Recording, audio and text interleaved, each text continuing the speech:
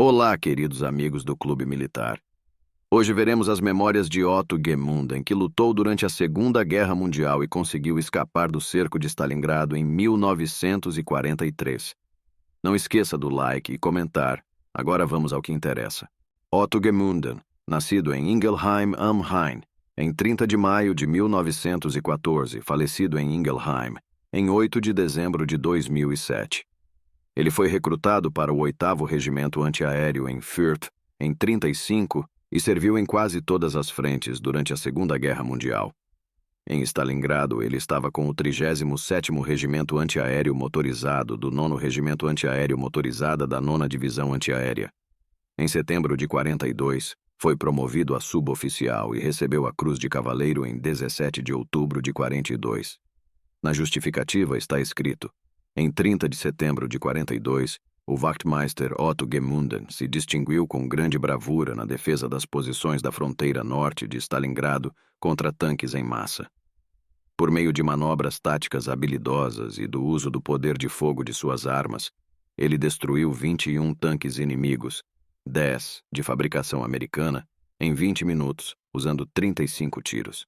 Depois que 3 homens caíram e outros 4 ficaram feridos, ele próprio foi ferido na mão e na coxa por uma granada e por estilhaços de granada. Ele ficou sozinho para destruir os últimos 3 tanques inimigos. Como recompensa, Otto Gemunden recebeu uma licença especial para ir para casa. O Conselho de Oberingelheim concedeu-lhe o Anel de Honra da cidade. Em seguida, ele teve que retornar ao front. Em 28 de novembro, meu retorno ao trabalho estava previsto. Os ataques aéreos ao Reich estavam aumentando constantemente, e não se ouvia nada de bom no front. Stalingrado foi muito mencionada na época. Portanto, foi difícil tirar minha licença, mas o dever me chamava e eu queria me juntar à OOS, meus colegas. Em 5 de dezembro, cheguei a Morosovskaya e fiquei sabendo que o bolsão de Stalingrado havia sido isolado e estava sendo abastecido de lá por via aérea. Minha chegada foi informada ao general Pickert e recebi permissão para voar no dia para a próxima oportunidade. Sendo um eterno otimista, não me ocorreu nenhuma vez que o bolsão poderia não ter mais uma força efetiva. Para mim, a prioridade era me juntar à OS e meus companheiros. Foi-me dada a opção de voar de Morozovskaya em um Heinkel 111 ou em um Ju-52. Por motivos compreensíveis, optei pelo Heinkel 111. No mesmo dia, fui levado a Tazinskaya e cheguei a tempo para uma conferência sobre a situação. Naquele dia caía uma leve nevasca e havia sido registrada uma leve neblina sobre Pitomnik. O comandante oficial de comando achou melhor não voar e esperar por melhores condições no dia seguinte.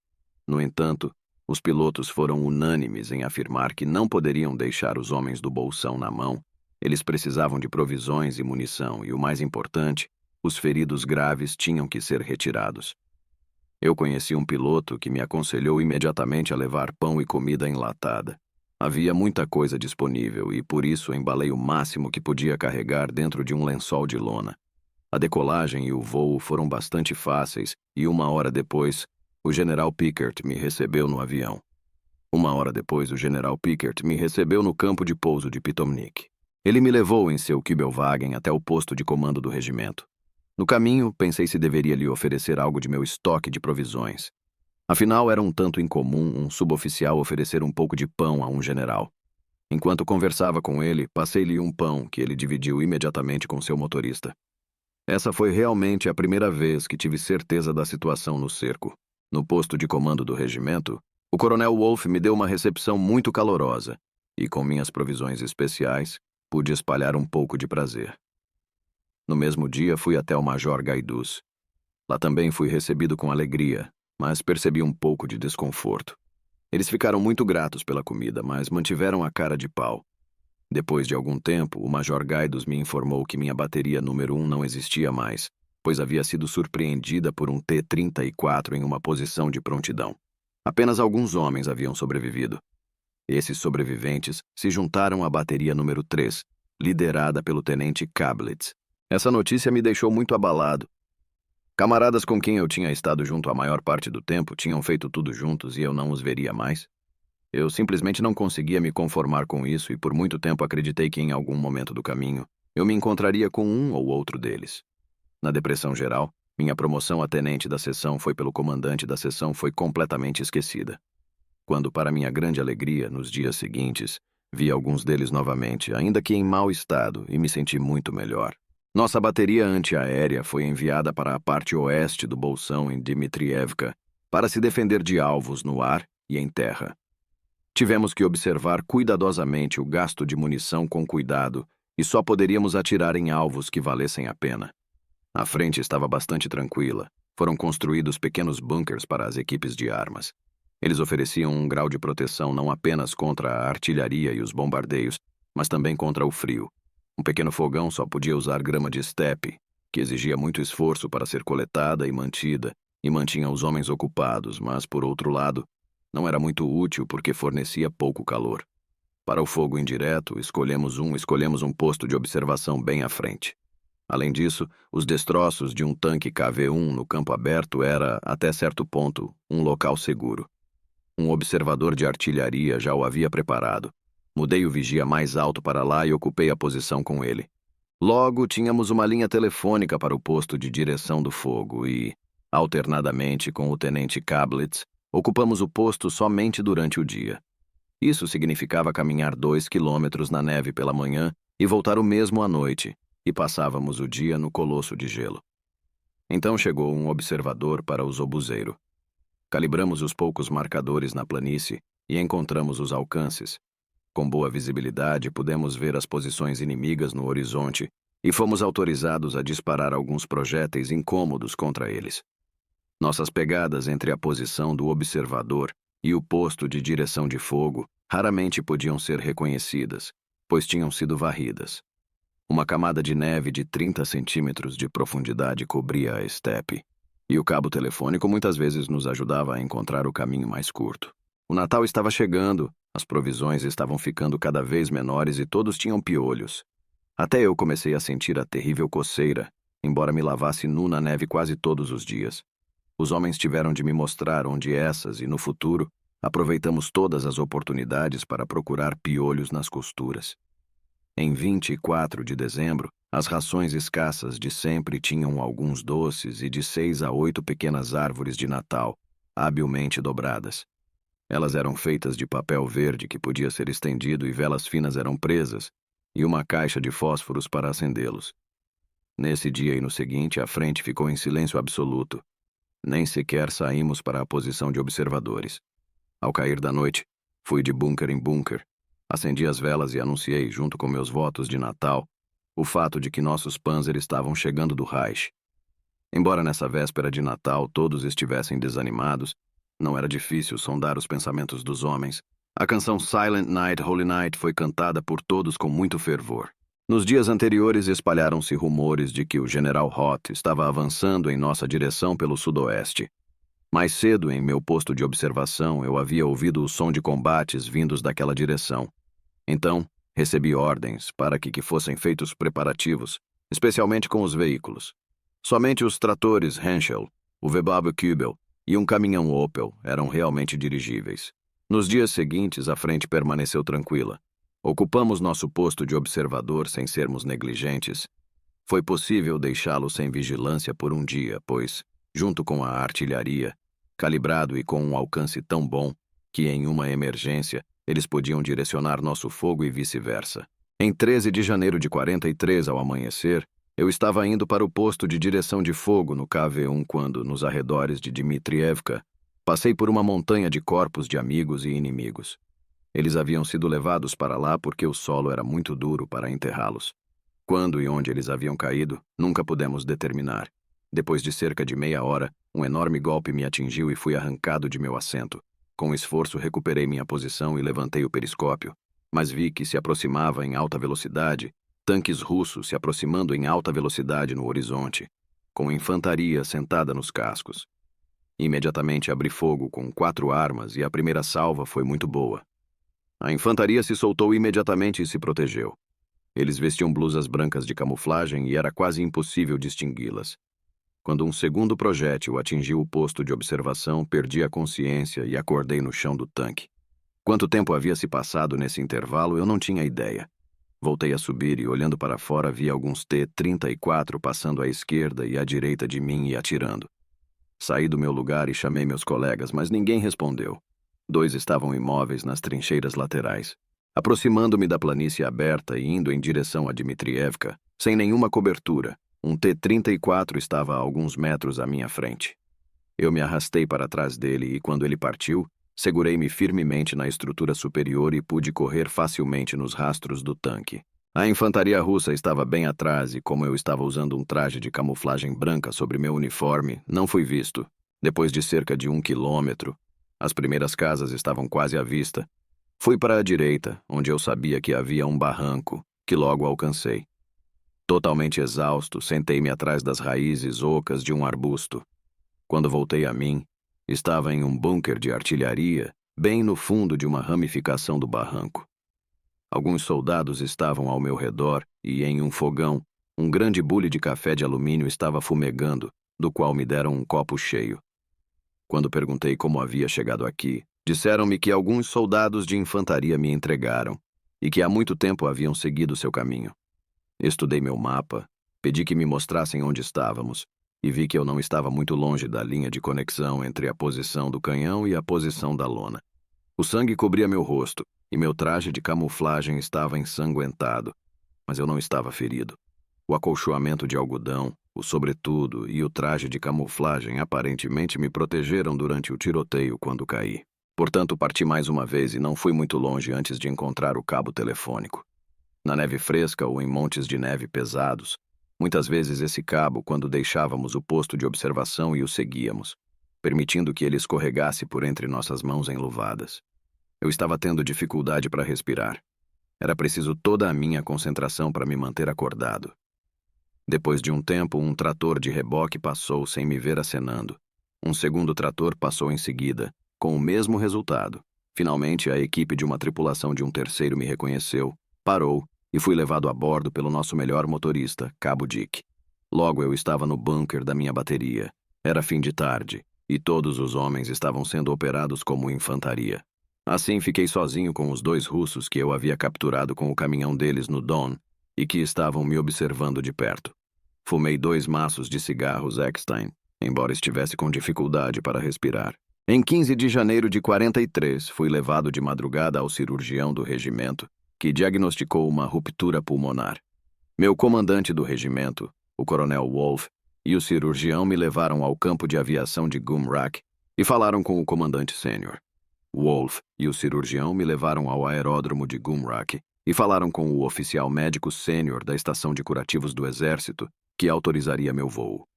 Com a observação de que não havia ferimentos externos visíveis, as tendas do hospital estavam transbordando de feridos graves. Os feridos ambulantes eram acomodados em casas em ruínas e um enfermeiro de plantão constante disponibilizou seu espaço para mim, pois eu estava no fim de minhas forças.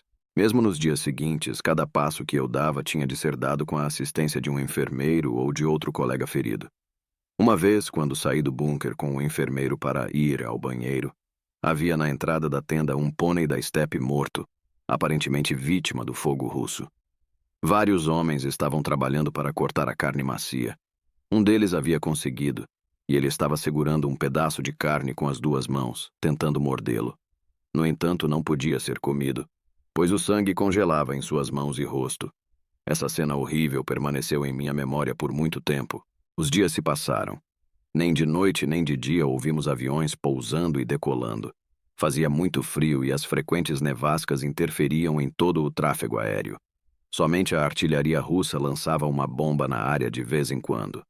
Nosso bunker tinha aproximadamente 2 metros de profundidade e 2 por 3 metros de dimensão. O teto era composto por dormentes de trem e terra compactada. Éramos 11 de nós dividindo o bunker. Em 18 de janeiro de 43, um médico veio pela primeira vez, mas apenas para perguntar qual de nós não tinha autorização de voo do cirurgião sênior. Ele anotou os detalhes dos homens que não tinham, inclusive eu. Ele retornou à tarde, mas não soube dizer se seria possível um transporte aéreo. Enquanto isso, a frente estava se aproximando. Os sons da batalha eram claramente. Verifiquei minha pistola, pois não tinha intenção de ser capturado vivo. Quando a luz se dissipou, olhei para uma pequena fotografia de minha esposa Bertel e meu filho.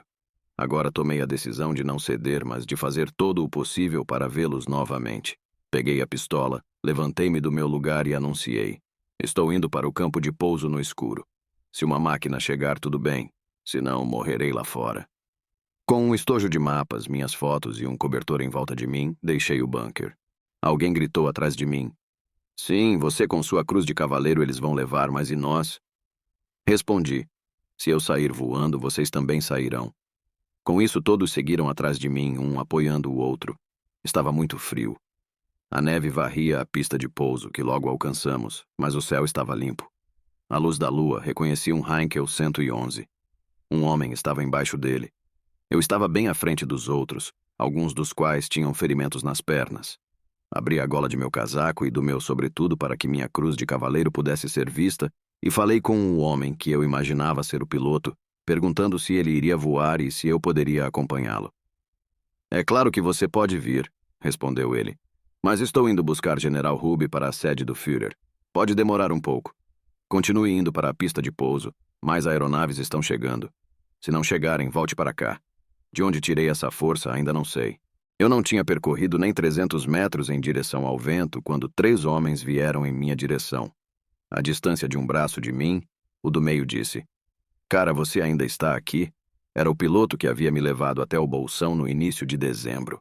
Depois de pensar brevemente se deveria se apresentar ao controle de voo, ele decidiu não fazê-lo, e fomos até a aeronave. Lá estava ele, o Heinkel 111. O mecânico de voo informou que a aeronave estava com o tanque cheio e que poderíamos decolar imediatamente. A essa altura, os outros 10 homens já tinham conseguido chegar até nós e estavam ao meu redor. O piloto ordenou: abra a porta, eles estão vindo conosco. Com relutância, ela foi aberta e os primeiros foram empurrados para dentro ou para cima. Então alguém gritou lá de dentro: não dá mais, está cheio.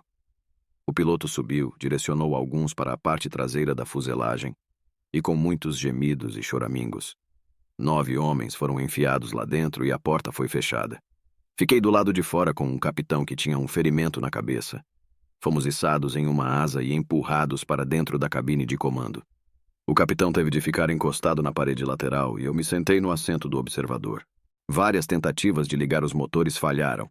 Pudemos sentir a fraqueza do motor de partida, parecia fraco. O engenheiro de voo disse ao piloto: devemos sair, outras aeronaves estão chegando. O piloto respondeu: saia, vamos dar a partida. 2 homens abriram um mecanismo, giraram-no 1 ou 2 vezes e nada. O piloto chamou o capitão ferido, atrás dele havia uma maçaneta vermelha. Ele deveria olhar para ver se estava pressionado, e estava. Algumas batidas com o punho foram suficientes, e a maçaneta se soltou. Mais voltas da alavanca de partida, combinadas com a ajuda do motor de arranque do motor esquerdo, pegou e a hélice girou. O direito foi acoplado a ele e também funcionou. Um suspiro de alívio percorreu as fileiras. Quando os 2 tripulantes voltaram a bordo, o céu quase sem nuvens foi, e a máquina rolou. Um soldado com uma bandeira estava na pista aberta acenando em uma direção. Viramos para ela e cruzamos os dedos, e estávamos nos afastando bem de leve quando um caça ficou em nosso caminho, com uma asa em um ângulo para cima.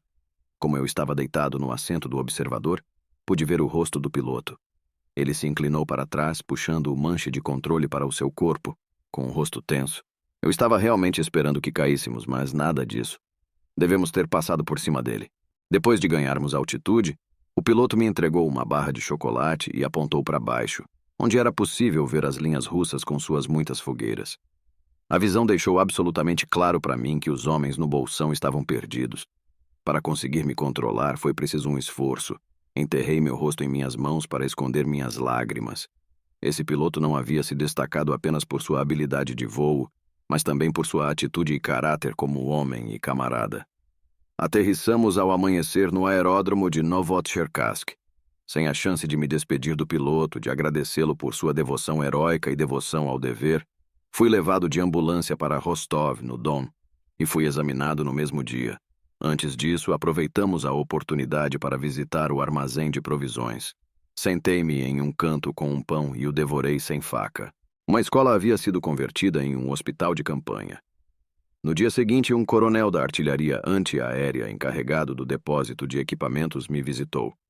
Ele disse que eu poderia voar para Dniepropetrovsk, pois ele tinha um acordo de transporte com eles para o transporte de equipamentos e peças sobressalentes.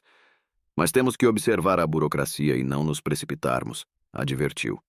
Portanto, eu tinha que ir primeiro ao cirurgião sênior que me examinaria para obter o certificado de não objeção.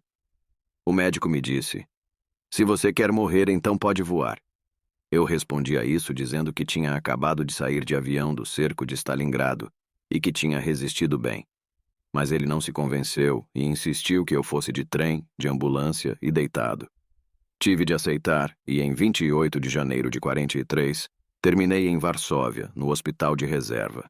Como descobrimos mais tarde, todos os feridos que saíram de Stalingrado foram mantidos fora do Reich, propriamente dito para evitar que os terríveis acontecimentos não fossem espalhados para a população.